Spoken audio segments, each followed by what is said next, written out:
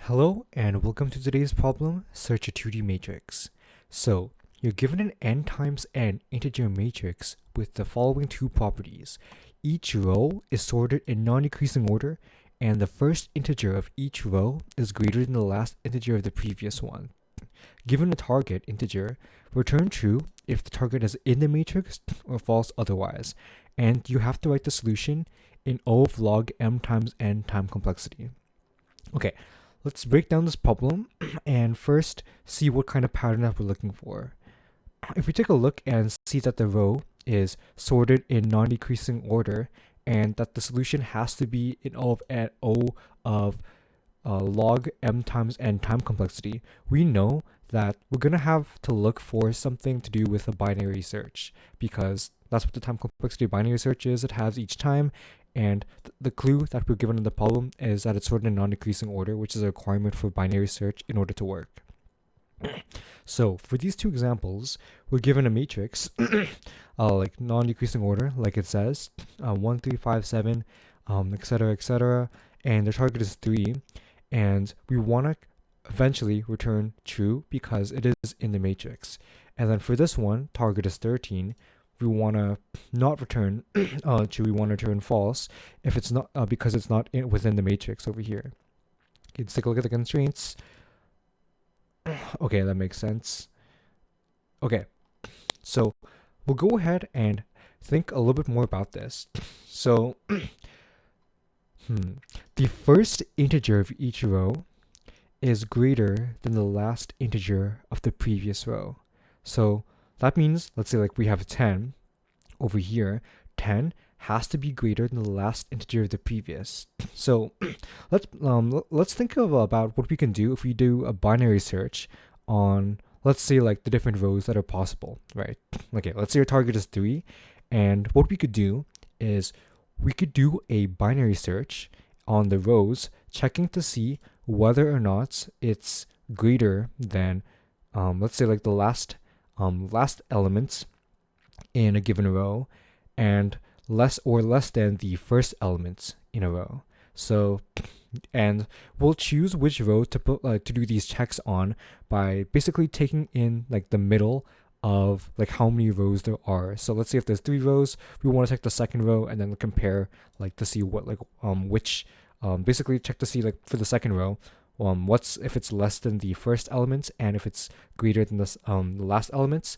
If let's say if it's greater than the last element, then what we're going to want to do, we know for sure that it's not within the second row, and we'll look for any rows basically higher than that. And then for situations where it's less than the first element in the row, what we can do is basically search for the elements which are less than that one. So if it is within the row, which means if it's in between 10 and 20, it's not greater than 20 and it's not less than 10, then we know it's in the same row. And from there on, we can just perform a regular binary search in order to determine what the target value is, and then return false if we can't find it. So yeah, the time complexity of this, it would be fulfilled. It would be O of log m times n, because you're performing a binary search on m, right? And then n in the matrix. So yeah, I'll go ahead and basically write some write set-by-set instructions to make it a little bit more clear. So we could do a binary search on rows, and basically for that binary search, we want to check to see if is greater than matrix at basically matrix at the given element. So like let's say like currents, right? The current row, we want to check to see whether or not that's greater than this one. So if the basically if the target is greater than the like this element, let's say one in the second row and it's on 20, if it's greater, then we know for sure that we want to check rows higher.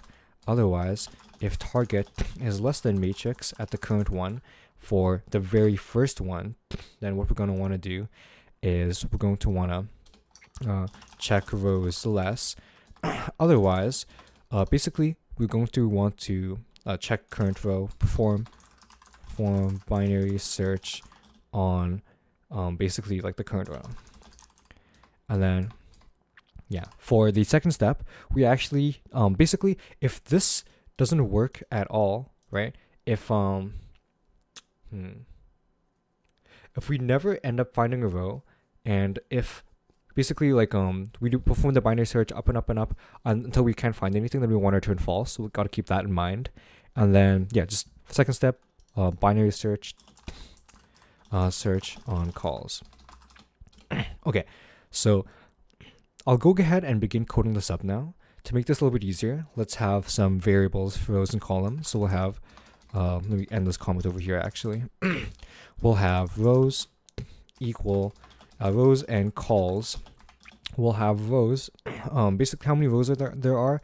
Well, we can figure it out by checking the length of the matrix, right? And then length of matrix minus 1, because for 3, wait, actually, yeah, okay, actually we'll just keep like this for now. So length of matrix, and then for the columns, we have 4 columns. So what we can do is we can do length of matrix at the 0th index. So we can just check this one to see how long it is, and that's how we'll be able to tell the number of columns for it. Okay, so next thing we got to do is perform the binary search on the rows. So we'll do for I in range length of the rows, right? We want to figure out for the rows, or actually, okay, we'll have the basically top and well, okay, so we'll have a binary search, which is just checking to see like we have like 2 pointers, right? Top and the bottom, and then we're gonna have that equal to 0, and then the basically the length of wait, actually we have it over here. We have the rows, and then we subtract it by 1, and then while top is less than or equal to the bottom, what we're gonna want to do is do that binary search. So we'll do the current row that we're on, right? Current row is going to be equal to the top plus bottom, and then we are going to have to divide that by 2. Basically, it'll find the middle. This is like what the middle current row will be if the target is right. If the target is greater than the matrix at the current, right? Basically like if it's greater than the matrix at the the current row at the largest basically the very last element, we want to check the rows that are higher. And to do that, we'll do top basically equals what will we, oh yeah, well, it'll equal the current row plus 1, because we want the basically the top one to be narrowed down to anything basically above the current row that we're on. And then likewise, if we do elif target is less than the matrix. Oh, actually we need to modify this. Instead of having it current, we can have the row. We'll have matrix row row and the first elements.